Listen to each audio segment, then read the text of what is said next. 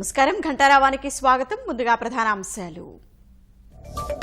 మహిళా కమిషన్ కార్యాలయాన్ని ముట్టడించిన తెలుగు మహిళలు, అత్యాచార బాధితులకు న్యాయం చేయాలని డిమాండ్.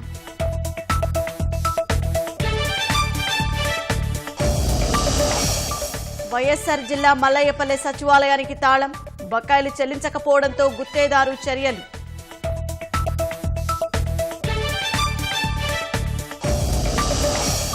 మే తొలి వారంలో ప్రధాని యూరప్ పర్యటన, Germany, Denmark, France వెళ్లనున్న Modi.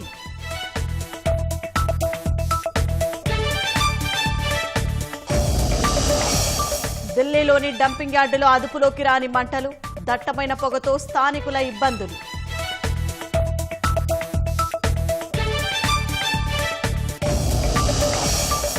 Drugs రవాణా కేసులో భారత సంతతి వ్యక్తికి ఉరిశిక్ష, హెరాయిన్తో సింగపూర్లో పట్టుబడిన నాగేంద్రన్.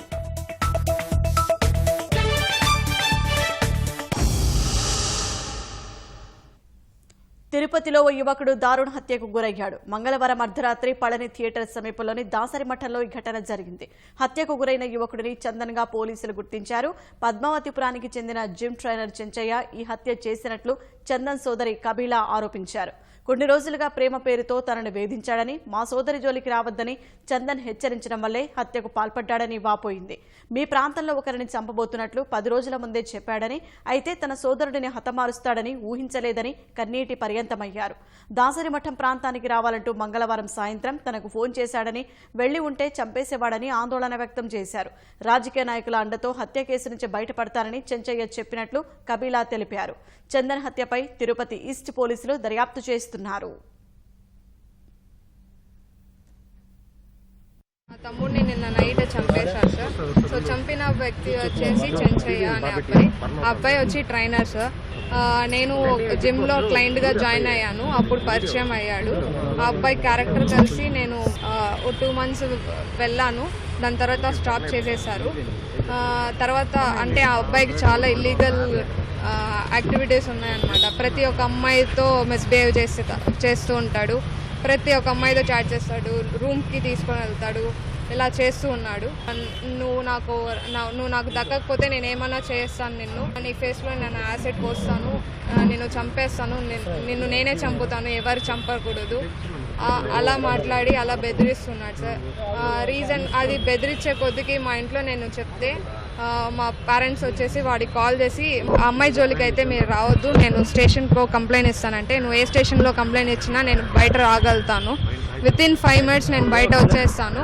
ఇలా అరెస్ట్ చేస్తున్నాడని నేను వచ్చి కంప్లైంట్ చేయాలనుకున్నా నాకు భయమే సార్.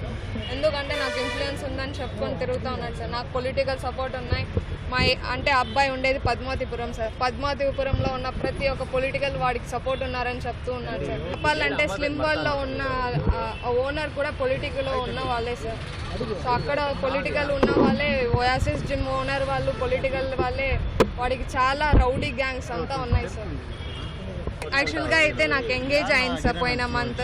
అది తెలుసుకొని నన్ను రివెంజ్ తీర్చుకోవాలనుకొని వాడు నన్ను చేయడానికి పోయి మా తమ్ముడిని చేశాడు సార్. వాడు నన్ను ఖరాబ్ చేసుకొని నాతో మాట్లాడడానికి ట్రై చేస్తాడు కాబట్టి అది లవ్ అని చెప్పను సార్ నేను. సో వాడు నాతో మాట్లాడాలంటే నన్ను బెదిరించి మాట్లాడుకోవడం తప్ప నేను లవ్తో ఎప్పుడు మాట్లాడలేదు సార్ అబ్బాయితో. మెంటల్ అంటే మెంటల్ సార్ అబ్బాయి. ఏమీ అసలు మా తమ్ముడు ఆ అబ్బాయితో మాట్లాడిందే లేదు. 4 days బ్యాక్ మా తమ్ముడు వార్న్ చేశాడు అబ్బాయికి, నువ్వు ఇలా మా అక్క జోలికి రావద్దు అని చెప్పాడు అంతే. నాకు 10 days బిఫోర్ ఏం చెప్పాడంటే ఆ అబ్బాయి కాల్ చేసి, మీ ఏరియాలో ఒక మర్డర్ జరగబోతుంది, ఆ అబ్బాయి కూడా నీకు తెలిసిన పర్సనే, ఆ అబ్బాయి వచ్చి మా తమ్ముడే అని నాకు తెలియదు సార్. ఆ రోజు అన్ని అరేంజ్మెంట్ చేశాను అని చెప్పాడు సార్. డబ్బులు అరేంజ్ చేశాను, బెయిల్కి రెడీ చేసేసాను, అన్ని ప్రతి ఒక్కటి అరేంజ్ చేసుకొని నేను మర్డర్ చేస్తానని చెప్పాడు సార్ అబ్బాయి. ఎవరెవరికి డబ్బులు ఇవ్వాలో అందరికి ఇచ్చేసాను. నేను బయట 15-20 daysలో నేను బయట వచ్చేస్తాను, నాకు ఇన్ఫ్లుయెన్స్ ఉంది, నేను బెయిల్లో బయటకు వచ్చి నేను నిన్ను కూడా చంపేస్తాను. యాక్చువల్గా అయితే నన్ను చంపుతానని నిన్న ఈవినింగ్ 7 o'clockకి నన్ను పిలిచాడు సార్. మా తమ్ముడు చనిపోయిన స్పాట్కి నన్ను పిలిచాడు 7 o'clockకి. నేను వెళ్ళుంటే నన్ను చంపుంటాడు. అది వాడు 2-3 daysగా మా ఏరియాలోనే తిరుగుతున్నాడు. అది నాకు అర్థం కాలేదు. ప్లాన్ చేసి మా తమ్ముడిని గొంతు కోసి చంపేశాడు సార్ అబ్బాయి. 10వ తరగతి పరీక్షలు రాస్తున్న విద్యార్థులు కొన్ని చోట్ల పరీక్షా కేంద్రాల్లో కనీస సదుపాయాలు లేక ఇబ్బందులు పడుతున్నారు. నెల్లూరు జిల్లా ఆత్మకూరులోని 10వ తరగతి పరీక్షా కేంద్రాల్లో విద్యార్థులకు వసతులు కల్పించడంలో అధికారులు విఫలమయ్యారు. రెయిన్బో పాఠశాల వద్ద పరీక్షా కేంద్రాల వద్ద కనీస వసతులు కల్పించకపోవడంతో విద్యార్థుల తల్లిదండ్రులు ఆందోళన వ్యక్తం చేశారు. అధికారుల తీరుపై ఆగ్రహం వ్యక్తం చేశారు. కనీసం ఫ్యాన్లు కూడా లేని గదుల్లో పరీక్షలు ఎలా నిర్వహిస్తారంటూ నిలదీశారు. ఇదేంటని ప్రశ్నిస్తే తామేం చేయలేమంటూ సిబ్బంది చేతులెత్తేస్తున్నారు. కనీసం ఫ్యాన్లు ఏర్పాటు చేయాలని విద్యార్థుల తల్లిదండ్రులు కోరుతున్నారు. ఈ స్కూల్లో మా పాపకి ఎగ్జామ్ సెంటర్ పడింది. ఈ స్కూల్లో కనీసం చాలా మంది పిల్లకాయలు ఎగ్జామ్ రాస్తున్నా కనీసం వాళ్ళ పరీక్ష గదుల్లో ఈ వేసవి కాలంలో కొంచెం గాలి శ్వాస తీర్చుకోవడానికి కనీసం ఫ్యాన్ వసతులు కూడా ఎటువంటిది కల్పించలేదు. 3 గంటలు ఈ వేసవి కాలంలో ఈ విధంగా ఈ చెమటల్లో ఎగ్జామ్ రాసి పిల్లకాయలు సొమ్మసిల్లిపోయినా లేదు వీళ్ళు ఈ చెమటలో ఈ సెగలో వీళ్ళు రాయలేకపోయినా దీని గురించి బాధ్యులు ఎవరు? ఎంఈఓ గారికి కూడా మేము ఫోన్ చేసి కంప్లైంట్ చేయడం జరిగింది. ఆయన వస్తున్నారని చెప్పి చాలా సేపటి నుంచి రాలేదు. కాబట్టి ఇకనైనా రేపటికైనా కనీస వసతులు పిల్లకాయలకి ఏమేమి కావాలో అవన్నీ కల్పించాలని కోరుకుంటున్నాను. ఇక్కడ రెయిన్బో అదే స్కూల్కి సెంటర్ పడింది. అక్కడికెళ్ళి చూస్తే వసతులు అయితే ఏం బాగోలేవు అస్సలు. అమ్మాయికి కొంచెం బాగా అక్కడ ఫ్యాన్లు లేవు. ఆ పిల్లలు ఎలా రాస్తారో నాకైతే అర్థమే కావట్లేదు సార్. కొంచెం ఏదన్నా గవర్నమెంట్ కొంచెం కేర్ తీసుకోవాలి కదా సార్ ఇలాంటి టైంలో. నెల్లూరు జిల్లా గుడ్లూరులోని జిల్లా పరిషత్ ఉన్నత పాఠశాలలో 10వ తరగతి రాస్తున్న విద్యార్థులకు పొగ సెగ తగిలింది. పాఠశాల సమీపంలో చెత్తాచెదరాన్ని గుర్తు తెలియని వ్యక్తులు తగలబెట్టడంతో దట్టమైన పొగ ఆ ప్రాంతమంతా అలుముకుంది. 10వ తరగతి పరీక్షలు రాసేందుకు గదుల్లో కూర్చున్న విద్యార్థులను పొగ చుట్టుముట్టింది. విద్యార్థులు, ఉపాధ్యాయులు పొగతో ఉక్కిరిబిక్కిరయ్యారు.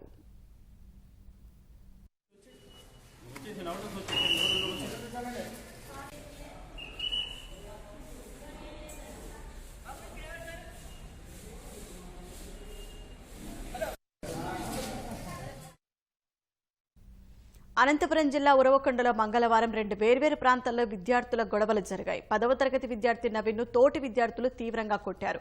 ఆ సమయంలో రోడ్డుపైన ఉన్నవారు అడ్డుకోవడంతో గొడవ సద్దుమణిగింది. బాధిత విద్యార్థి పోలీసులకు ఫిర్యాదు చేయడంతో దాడి చేసిన వారిని పిలిపించి కౌన్సిలింగ్ ఇచ్చినట్లు ఎస్ఐ తెలిపారు. ఇక ఇంటర్ బాలికల కళాశాలలో సరస్వతి పూజ నిర్వహిస్తుండగా బాలుర కాలేజీకి చెందిన కొందరు యువకులు గొడవ చేశారు. అమ్మాయిలు పూజలు చేస్తుంటే తమకు ఎందుకు సెలవు ప్రకటించారంటూ బయటి వారితో కలిసి కళాశాల ప్రాంగణంలో ఆందోళన చేశారు. అక్కడే ఉన్న ఒక కానిస్టేబుల్ వారిని చెదరగొట్టారు. ఆ తర్వాత కొద్దిసేపటికే కాలేజీ గేటు మూసేసిన సిబ్బందిపైకి విద్యార్థులు దాడికి యత్నించారు. రాళ్లు విసిరే ప్రయత్నం చేశారు. సమాచారం అందుకుని అక్కడికి వచ్చిన ఎస్ఐ 2 విద్యార్థులను అదుపులోకి తీసుకున్నారు. గొడవకు దిగిన విద్యార్థులు బయటి వ్యక్తులపై కళాశాల ప్రిన్సిపాల్ మమత పోలీసులకు ఫిర్యాదు చేశారు.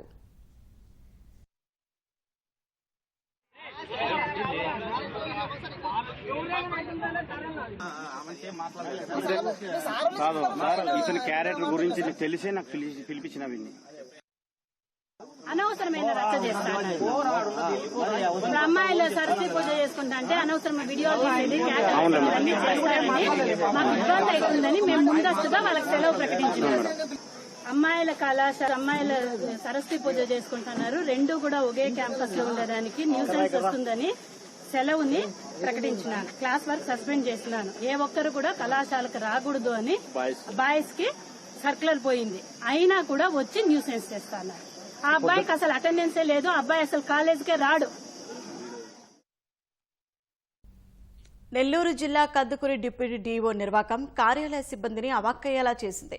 తన కార్యాలయంలోని ఫర్నిచర్ను సాక్షాత్ డిప్యూటీ డీఈఓనే తాళాలు పగలగొట్టుకుని ఇంటికి తీసుకెళ్లిపోయారు. కందుకూరు నుంచి బదిలీపై వెళ్లిన సుబ్బారావు కార్యాలయ తాళాలు బద్దలు కొట్టి 12 కుర్చీలు, ఓ టేబుల్ను ఆటోలో తరలించుకుని వెళ్లారు. కందుకూరు ఉప విద్యాశాఖాధికారి కార్యాలయానికి ఇటీవల పదోన్నతులు పొందిన ఉపాధ్యాయులు ఫర్నిచర్ సమకూర్చారు. కందుకూరు డివిజన్ను నెల్లూరు జిల్లాలోకి చేర్చడంతో డిప్యూటీ డీఈఓగా ఉన్న సుబ్బారావును బదిలీ చేశారు. ఆయన బదిలీపై వెళ్తూ సిబ్బంది ఎవరూ లేకపోవడం వల్ల కార్యాలయంలో ఉన్న ఫర్నిచర్ను ఆటోలో తీసుకుని వెళ్లిపోయారు. తర్వాత కార్యాలయానికి వచ్చిన సిబ్బంది విషయం తెలుసుకుని అవాక్కయ్యారు. కార్యాలయానికి కొత్త తాళం వేశారు. ఇలాంటి అధికారులపై ఉన్నతాధికారులు కఠిన చర్యలు తీసుకోవాలని యూటీఎఫ్ నాయకులు డిమాండ్ చేశారు. ఈ అధికారిపై గతంలోనూ పలు అవినీతి ఆరోపణలు ఉన్నాయన్నారు. అదే డిప్యూటీ వచ్చి తాళం బాగా పెట్టి కుర్చీలు అవి తీసుకుపోయి టేబుల్ కుర్చీలు అవి నేను వచ్చేటప్పుడు నేను స్కూల్కి వచ్చేటప్పటికి తీసుకుపోయారు. అప్పుడప్పుడు నేను ఇక్కడ ఉన్న ఆఫీస్లో ఉంటా 12 కుర్చీలు, ఒక టేబుల్, ఒక చైరు. ఆటో తీసుకొచ్చారు. పిడ్డి సురేష్ ఫోన్ చేశారు నాకు, ఎట్లా తీసుకుపోయారని. వేల రూపాయల విలువ చేసేటువంటి ఆఫీస్ ఫర్నిచర్ని ఇప్పటి వరకు ఉప విద్యాశాఖ అధికారిగా పనిచేసినటువంటి శ్రీ సామా సుబ్బారావు గారు ఉన్నటువంటి ఫర్నిచర్ అందరినీ కూడా తాళాలు పగలగొట్టి తీసుకెళ్ళటం జరిగింది. ఈ ఉప విద్యాశాఖ అధికారి గారు గతంలో కందుకూరు ఎంఈఓ గారి మీద ఎంక్వైరీ సందర్భంలో కూడా అవినీతికి పాల్పడి ఆ ఎంక్వైరీని నీరుగార్చడం జరిగిందని చెప్పి మేము భావిస్తూ ఉన్నాం. అనేకమైనటువంటి ఉన్నత పాఠశాలల నుంచి వేలాది రూపాయలు దండుకోవడం కూడా జరిగిందని చెప్పి మా దృష్టికి వచ్చింది. కాబట్టి ఇటువంటి అవినీతి అధికారి మీద చర్యలు తీసుకోవాలని చెప్పి యూటీఎఫ్గా మేము డిమాండ్ చేస్తూ ఉన్నాం.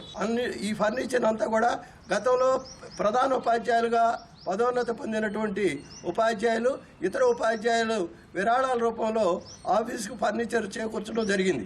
అలాంటి విరాళాలుగా వచ్చినటువంటి ఫర్నిచర్ని ఒక ఉన్నతాధికారి తన సొంత ఇంటికి చేర్చుకోవడం అనేటువంటిది తీవ్రమైనటువంటి అవినీతిగా మేము భావిస్తూ ఉన్నాం. ఉక్రెయిన్ రాజధాని కీవ్ నగరంలో 4 దశాబ్దాల క్రితం ఉక్రెయిన్ రష్యాల మధ్య స్నేహానికి ప్రతీకగా నెలకొల్పిన భారీ స్మారకాన్ని కూల్చివేశారు. కీవ్ నగర మేయర్ విటాలీ క్లించెంకో ఆదేశాలతో ఈ జంట విగ్రహాలను మంగళవారం నాడు కూల్చివేశారు. కోట్ల మంది ఉక్రెయిన్ ప్రజల సాధారణ జీవితాలను రష్యా ధ్వంసం చేసిందని, ఐరోపాలో శాంతిని ధ్వంసం చేసిందని విటాలీ క్లించెంకో ఆరోపించారు. ఈ జంట విగ్రహాల కూల్చివేతను వీక్షించడానికి జనం పెద్ద సంఖ్యలో గుమికూడి హర్షం వ్యక్తం చేశారు. 8 మీటర్ల ఎత్తున ఈ జంట కాంస్య విగ్రహాలు 40 ఏళ్లుగా ఓ పర్వత ప్రాంతంపై ఉన్నాయి. 2 సోవియట్ పురుష కార్మికులు యుఎస్ఎస్ఆర్ చిహ్నాన్ని ఎత్తిపట్టుకున్నట్లుగా ఈ విగ్రహాలను రూపొందించారు. రష్యా, ఉక్రెయిన్ ప్రజల మధ్య సహకారం, సహోదరత్వాలను ప్రతిబింబిస్తూ ఫ్రెండ్షిప్ పార్క్ పేరుతో ఈ జంట విగ్రహాలను నెలకొల్పారు. అయితే ఉక్రెయిన్పై రష్యా దండయాత్ర కారణంగా ఆ 2 దేశాల మధ్య ఇప్పుడు శత్రుత్వం నెలకొంది. ఈ విగ్రహాలను తొలగించడానికి 4 గంటలకు పైగా సమయం పట్టింది. దేశంలో కరోనా కేసుల సంఖ్య క్రమంగా పెరుగుతోంది. వారం రోజులుగా రోజువారీ కేసుల సంఖ్య 2000కు పైగానే నమోదవుతోంది. మంగళవారం ఉదయం 8 గంటల నుంచి ఈ ఉదయం 8 గంటల వరకు దేశంలో కొత్తగా 2927 కరోనా కేసులు నమోదయ్యాయి. వైరస్ బారి నుంచి మరో 2252 మంది బాధితులు కోలుకున్నారు. ప్రస్తుతం దేశంలో 16,279 కరోనా యాక్టివ్ కేసులు ఉన్నట్లు కేంద్ర ఆరోగ్య శాఖ తెలిపింది. రోజువారీ పాజిటివిటీ రేటు 0.58% ఉన్నట్లు పేర్కొంది. దేశంలో ఇప్పటి వరకు దాదాపు 188,19 లక్షల టీకా డోసులు పంపిణీ చేసినట్లు కేంద్రం తెలిపింది. దేశంలో కరోనా కేసులు మళ్లీ పెరుగుతున్న నేపథ్యంలో కట్టడి చర్యలపై ప్రధాని నరేంద్ర మోదీ నేడు ముఖ్యమంత్రులతో చర్చించనున్నారు. వర్చువల్ గా జరిగే ఈ సమావేశంలో రాష్ట్రాల్లో కరోనా పరిస్థితులు, కట్టడి చర్యలపై ఆరా తీయనున్నారు. వైరస్ కట్టడికి తీసుకోవాల్సిన చర్యలపై సీఎంలకు ప్రధాని సూచనలు చేయనున్నారు. ఈ భేటీ సందర్భంగా కేంద్ర ఆరోగ్య శాఖ కార్యదర్శి రాజేష్ భూషణ్ దేశంలో కరోనా పరిస్థితిపై వివరాలు సమర్పించనున్నారు. దేశ ప్రజలంతా కరోనా నిబంధనలు పాటించాలని ఇటీవలే ప్రధాని సూచించారు. రానున్న వివిధ పండుగల సందర్భంగా వైరస్ కట్టడికి అవసరమైన జాగ్రత్తలు తీసుకోవాలని ఆయన కోరారు. ఢిల్లీ భలస్వా ప్రాంతంలోని డంపింగ్ యార్డులో చెలరిగిన మంటలు ఇంకా పూర్తి స్థాయిలో అదుపులోకి రాలేదు. వీటిని అదుపు చేసేందుకు రంగంలోకి దిగిన అగ్నిమాపక దళాలు 15 గంటల నుంచి నిర్విరామంగా కృషి చేస్తున్నాయి. 13 ఫైర్ ఇంజన్ల సాయంతో మంటల్ని ఆర్పేందుకు సిబ్బంది ప్రయత్నిస్తున్నారు. మంటలు తీవ్రత కాస్త తగ్గడంతో భారీగా పొగలు వ్యాపిస్తున్నాయి. పొగ కారణంగా శ్వాస తీసుకోవడంలో ఇబ్బందులు తలెత్తుతున్నాయని స్థానికులు ఆందోళన వ్యక్తం చేస్తున్నారు. డంపింగ్ యార్డులో వ్యర్థాల నుంచి వచ్చే మిథేన్ కారణంగానే అగ్ని ప్రమాదం జరిగి ఉంటుందని నిపుణులు అంచనా వేస్తున్నారు. తూర్పు ఢిల్లీలోని గజీపూర్ డంపింగ్ యార్డులో ఈ ఏడాది ఇప్పటి వరకు 3 సార్లు అగ్ని ప్రమాదం సంభవించింది. మార్చి 28న అంటుకున్న మంటలు 50 గంటల తర్వాత అదుపులోకి వచ్చాయి.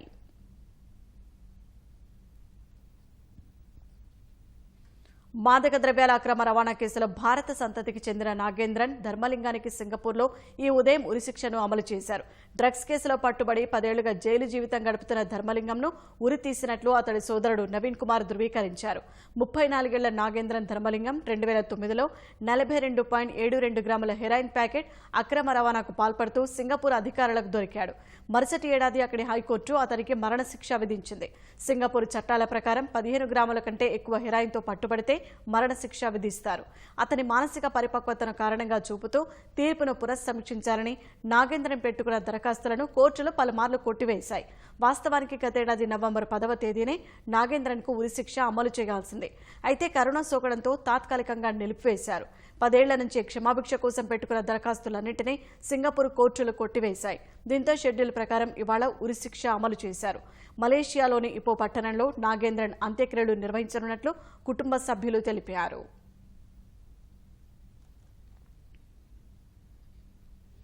దేశంలో నిరుద్యోగ అంశంపై కొంతకాలంగా కేంద్రంపై దాడి చేస్తున్న రాహుల్ మరోసారి మోదీ సర్కార్పై విరుచుకుపడ్డారు. ఒక్క ఓరలో 2 కత్తులు ఇవ్వడలేమన్నట్లుగా దేశంలో hate in India, make in India కలిసి ఉండలేవన్నారు. అందుకు బదులుగా నిరుద్యోగ సమస్య పరిష్కారంపై దృష్టి సారించాలని ప్రధానికి సూచించారు. దేశం నుంచి పలు అంతర్జాతీయ సంస్థలు వెళ్లిపోవడంపై రాహుల్ ఈ వ్యాఖ్యలు చేశారు. 7 గ్లోబల్ బ్రాండ్లు, 9 ఫ్యాక్టరీలు, 649 డీలర్షిప్లు, 84,000 ఉద్యోగాలు దేశంలో పోయాయంటూ ట్వీట్ చేశారు.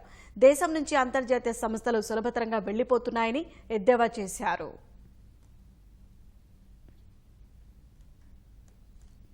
తిరుపతి జిల్లా నాయుడుపేటలోని శ్రీ పోలేరమ్మ జాతరను వైభవంగా నిర్వహించారు. అమ్మవారి దర్శనానికి తెల్లవారుజాము నుంచే భక్తులు భారీగా బారులు తీరారు. ఆలయ పూజారులు ప్రత్యేక పూజలు నిర్వహించి భక్తులకు తీర్థ ప్రసాదాలు అందజేశారు. జాతరలో నిర్వహించిన సాంస్కృతిక కార్యక్రమాలు చూపరులను ఆకట్టుకున్నాయి.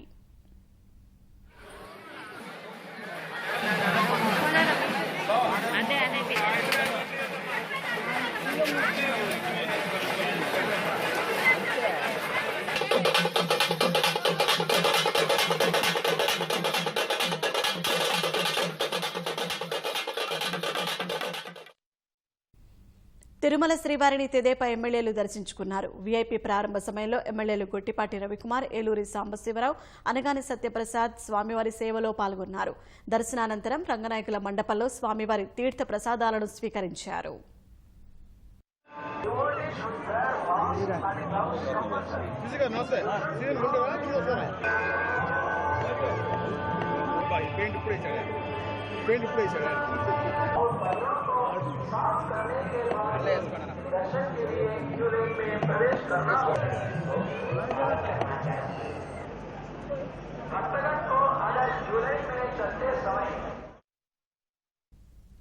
ఎన్నికల వ్యూహకర్త ప్రశాంత్ కిషోర్ కాంగ్రెస్ లో చేరకపోవటానికి ఆ పార్టీలోని ఓ వర్గం వ్యతిరేకించడమే కారణమా? సోనియా, పీకే మధ్య చర్చలు సానుకూలంగా జరగడంతో కాంగ్రెస్ కోటరీ కలవరం చెందిందా? పార్టీలో పీకే పట్టు పెరిగితే తమకు గడ్డు పరిస్థితులు తప్పవనే ఆయన చేరికను ఆ వర్గం అడ్డుకుందా? ఈ ప్రశ్నలన్నింటికీ పార్టీ వర్గాల నుంచి అవుననే సమాధానం వస్తోంది. కాంగ్రెస్ పీకే దోస్తీ చెడిపోవటానికి దారితీసిన పరిస్థితులపై ప్రత్యేక కథనం. కొన్నేళ్ల నుంచి వరుస ఎన్నికల్లో ఘోర పరాజయాన్ని మూటగట్టుకున్న కాంగ్రెస్ కు పూర్వ వైభవం తెచ్చేందుకు ఎన్నికల వ్యూహకర్త ప్రశాంత్ కిషోర్ అలియాస్ పీకేతో సోనియా కొంతకాలంగా జరిగిన చర్చలో రెండోసారి అసంపూర్తిగా ముగిశాయి. వచ్చే ఎన్నికల నాటికి కొత్త నాయకత్వం పార్టీ వ్యూహం మార్పునకు అంగీకరించినప్పటికీ ఆయన కోరుకున్నట్లు పూర్తి స్వేచ్ఛ ఇచ్చేందుకు నిరాకరించినట్లు తెలుస్తోంది. అయితే ఎన్నికల సాధికార బృందంలో చోటు కల్పించేందుకు సమ్మతించినట్లు సమాచారం. అంతేకాకుండా సోనియా, ప్రియాంక, కొందరు సీనియర్ నేతలు పీకే చేరికకు సుముఖంగా ఉన్నప్పటికీ గ్రూప్ 23 బృందం అయిష్టంగా ఉన్నట్లు తెలుస్తోంది. ప్రతిభ కలిగిన నేతల్ని హైకమాండ్ విస్మరిస్తోందని, పార్టీకి విధేయుడు కాని వ్యక్తిపై ఆధారపడడం సరికాదని, అతను వృత్తిరీత్యా కన్సల్టెంట్ అని గ్రూప్ 23 నేతలు పేర్కొన్నారు. ఇటీవల జరిగిన శాసనసభ ఎన్నికల ముందు సహా గతంలో కాంగ్రెస్లోనూ పీకే చేరికపై పెద్ద ఎత్తున ఊహాగానాలు చెలరేగాయి.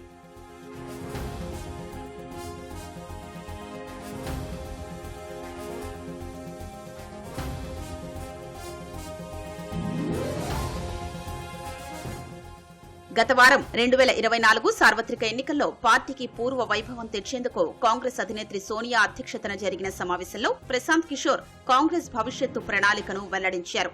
దాదాపు 600 స్లైడ్లతో ప్రెజెంటేషన్ ఇచ్చారు. పీకే సూచనలు ఆయన పార్టీలో చేరుతారా లేదా అనే విషయమై వారం రోజుల్లో తెలుస్తుందని ఇటీవల ఏఐసీసీ ప్రధాన కార్యదర్శి వేణుగోపాల్ తెలిపారు. రాబోయే శాసనసభ, పార్లమెంటు ఎన్నికల వ్యూహం ఖరారు చేసేందుకు సోనియా నివాసంలో శనివారం 4 గంటల పాటు జరిగిన భేటీలో రాహుల్, ప్రియాంక, ఖర్గే తదితర సీనియర్ నేతలు పాల్గొన్నారు. ఏ పదవులు ఆశించకుండా పార్టీ కోసం పనిచేయడానికి సిద్ధంగా ఉన్నట్లు ఇటీవల పార్టీ సీనియర్లు కొందరితో ప్రశాంత్ కిషోర్ పేర్కొన్నట్లు కాంగ్రెస్ వర్గాలు తెలిపాయి. అయితే క్షేత్రస్థాయిలో పార్టీని బలోపేతం చేసేందుకు తన ప్రణాళిక అమలు చేయాలని కోరినట్లు పేర్కొన్నాయి. పీకే సూచించిన ఎన్నికల వ్యూహాలపై కాంగ్రెస్ మేధోమథనమే చేసింది. సోనియా, ఆ పార్టీ సీనియర్ నేతలు పలు దఫాలుగా విస్తృత చర్చలు జరిపారు. గతంలో కూడా కాంగ్రెస్ పీకే మధ్య చర్చలు జరిగినా అసంపూర్తిగా ముగిశాయి. ఇటీవల మళ్లీ ఇరువురి మధ్య చర్చలు మొదలయ్యాయి. సుదీర్ఘంగా సాగిన ఆ చర్చలు సానుకూలంగా సాగుతున్నట్లు కనిపించాయి. ఈ క్రమంలోనే ప్రశాంత్ కిషోర్ కాంగ్రెస్ లో చేరడం ఖాయమేనని పెద్ద ఎత్తున ప్రచారం జరిగింది. అందుకు ఇరువురు సానుకూలంగా ఉన్నట్లు వార్తలు వెలువడ్డాయి. దీంతో కాంగ్రెస్ లో పీకే చేరిక లాంఛనమే అన్నట్లు ప్రచారం జరిగింది.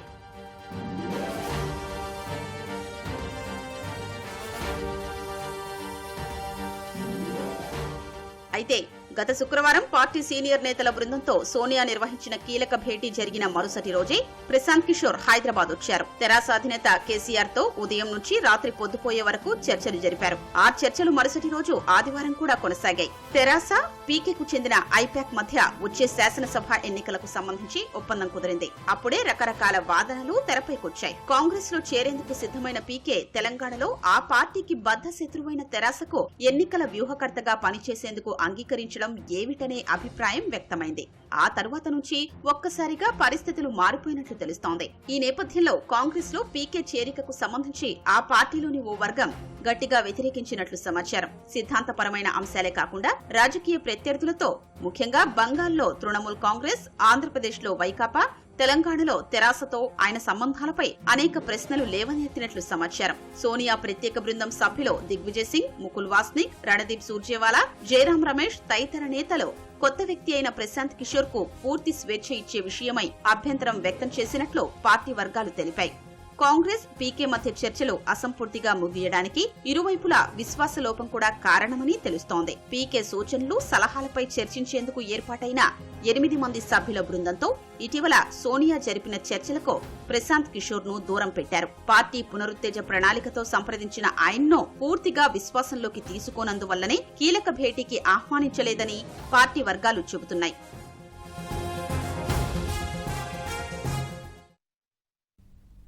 తెలుగు మహిళా అధ్యక్షురాలు వంగలపూడి అనిత ఆధ్వర్యంలో తెలుగు మహిళలు మహిళా కమిషన్ కార్యాలయం వద్ద నిరసన చేపట్టారు.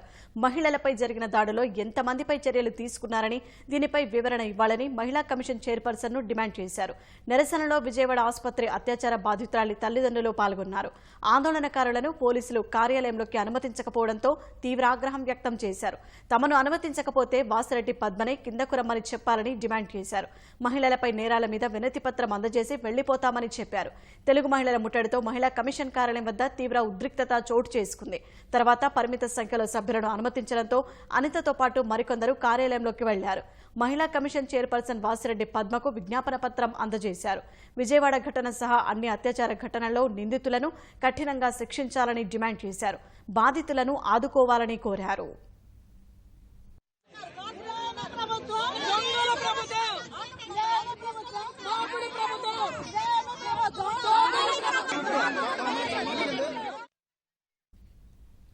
మహిళలపై అఘాయిత్యాలకు పాల్పడుతున్న వారిని వదిలేసి బాధితులకు అండగా నిలుస్తున్న తెలుగుదేశం నాయకులకు నోటీసులు ఇచ్చే అధికారం మహిళా కమిషన్కు లేదని బొండా ఉమా అన్నారు.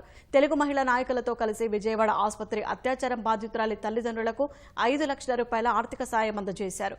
మహిళా కమిషన్ చైర్మన్ అహంకారంతో మాట్లాడుతున్నారని బొండా ఉమా విమర్శించారు. ప్రతిపక్ష నేతలకు నోటీసులు ఇవ్వడంలో ఉన్న శ్రద్ధ బాధితులను ఆదుకోవడం, నిందితులను శిక్షించడంలో పెడితే బాగుంటుందని హితవు పలికారు. నిందితుల్ని వదిలేసి బాధితులకు అండగా ఉన్నటువంటి మా మీద ప్రభుత్వం మమ్మల్ని భయపెట్టాలని, మమ్మల్ని హెరాస్ చేయాలని, మమ్మల్ని బెదిరించాలని క్వాసీ జ్యుడిషియరీ పవర్స్ ఉన్నటువంటి మహిళా కమిషను మాకు నోటీసులు ఇచ్చి ఇవాళ వాసిరెడ్డి పద్మ ఆమె బరితెగించి మాట్లాడుతూ ఉంది. ఎలా రారో చూస్తాను, ఎందుకు రారో చూస్తాను, ప్రజలకు వెళ్ళి పోరాటం చేస్తాను. ఏమ్మా నువ్వు ఎవరి కోసం పోరాటం చేస్తావమ్మా? ఇలాంటి తల్లులు ఇవాళ రోడ్డు మీద పడి ప్రభుత్వం పట్టించుకోక, లా అండ్ ఆర్డర్ లేక వాళ్ళు అల్లాడిపోతా ఉంటే వాళ్ళకు అండగా ఉండవలసినటువంటి నువ్వు, నీ ప్రభుత్వం బాధితులకు అండగా ఉన్నటువంటి మా మీద పోరాటం చేస్తావా? నువ్వు మర్చిపోయావు, మీరు అధికార పార్టీ, మేము ప్రతిపక్షంలో ఉన్నాం, బాధితులకు అండగా ఉన్నాం. కమిషన్ ఉన్నటువంటి రైట్స్ నువ్వు రూల్ బుక్ ఏదైనా చదివావా? క్వాసీ జ్యుడిషియరీ పవర్స్ ఉన్నటువంటి నువ్వు ఇతర వ్యక్తులకు ఎలా నోటీసులు ఇస్తావు? చంద్రబాబు నాయుడు గారు వచ్చారండి, మాకు 5 లక్షలు ఇచ్చారు. మాకు పెద్దకు ఆయన 10 లక్షలు ఇచ్చి ఎంతవరకు చేసి తెలుసుకున్నారు. ఉద్యోగం చేస్తామని ఇల్లు ఇస్తామన్నారు. చంద్రబాబు నాయుడు గారు వచ్చి 5 లక్షలు ఇచ్చారు. వండమ్మ గారు వచ్చారు. ఆయన రాబట్టే మాకు ఇంతవరకు మేలు జరిగింది. జరిగింది. వైఎస్ఆర్ జిల్లా కాజీపేట మండలం అప్పన్నపల్లి గ్రామ సచివాలయానికి గుత్తేదారు తాళం వేశారు. గ్రామ సచివాలయం నిర్మించి 1.5 సంవత్సరం దాటినా బిల్లులు చెల్లించలేదంటూ గుత్తేదారు వాసుదేవరెడ్డి సచివాలయాన్ని మూసేశారు. సచివాలయం కట్టడానికి 48 లక్షల రూపాయలు ఖర్చు చేస్తే పంచాయతీ అధికారులు పర్సెంటేజ్ కూడా తీసుకున్నారని, కానీ ఇంతవరకు బిల్లు మాత్రం విడుదల చేయడం లేదని వాసుదేవారెడ్డి ఆవేదన వ్యక్తం చేశారు. 2020 అక్టోబర్ 2వ తేదీన మైదుకూరు ఎమ్మెల్యే రఘురామరెడ్డి సచివాలయాన్ని ప్రారంభించినప్పటి నుంచి పలుమార్లు అధికారుల చుట్టూ తిరిగినా కనీసం స్పందించలేదని వాపోయారు. బిల్లు చెల్లించే వరకు సచివాలయం తలుపులు తెరిచే ప్రసక్తే లేదని తేల్చెప్పారు. సచివాలయానికి తాళం వేయడంతో ఉద్యోగులంతా చెట్ల కింద వేచి చూడాల్సిన పరిస్థితి ఏర్పడింది. స్థలం కొన్నా 5% ఇచ్చాను సార్. ఆఫీసులకు 5% అమౌంట్ ఇచ్చాను. ఏకి డీకి 5% అమౌంట్ ఇచ్చే వాళ్ళకు. నా బిల్లు చేసి నాకు బిల్లు ఇచ్చి నాకు ఏదైనా సమస్య ఉంది. నాకు 10 లక్షలు లాస్ట్ సార్. ఇప్పుడు దీంట్లో వడ్ల కింద పోతా లెక్క. నాకు స్థలం కొన్నా, నేను 2 లక్షలు స్థలం కొన్నా, 2 లక్షలు ఆఫీసులకు లెక్కించిన పర్సంటేజ్. నా బాధ ఏం చెప్పాలి సార్? నేను ఆ రోజు చెప్పిన, ఇంత 2 వారాల క్రితం చెప్పినాను. బియ్యం వేస్తాను, బియ్యం తెచ్చిన మీ సెక్రటరీ చెప్పిన. ఆ రోజు పట్టించుకోలే.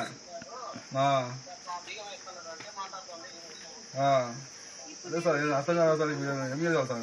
వడ్ల కింద 10 లక్షలు రావాలి సార్. ఇప్పుడు సంవత్సరం అయింది సార్ ఓపెన్ చేసి, మనము అది సచివాలయం ఓపెన్ చేసి. మీరే అర్థం కాదు. అవుతు కూడా 50,000 ఖర్చు వచ్చింది చూడు మనకు. ఓపెనింగ్ అవుతు కూడా ఖర్చు ఉంది కదా సార్. నా డబ్బులు నాకు వచ్చే, నా బిల్లు నాకు వచ్చి నాకు ఎన్ని సమస్యలు సార్? బిల్లు డబ్బులు ఆల్రెడీ అడిగి ఉన్నాయి సార్. చేసేదానికి బరువైంది వీళ్ళకు, ఆఫీస్ వాళ్ళకు. డబ్బులు అడిగి ఉన్నాయి, చేసేదానికి బరువైతే అని చెప్పా. వాళ్ళు ఏమో ఇంట్లో పెట్టుకుంటారు, ఇది చేసిన సావాలా ఉదేసుకుని. ఎందుకు సార్ బాగా అర్థమవుతుందా?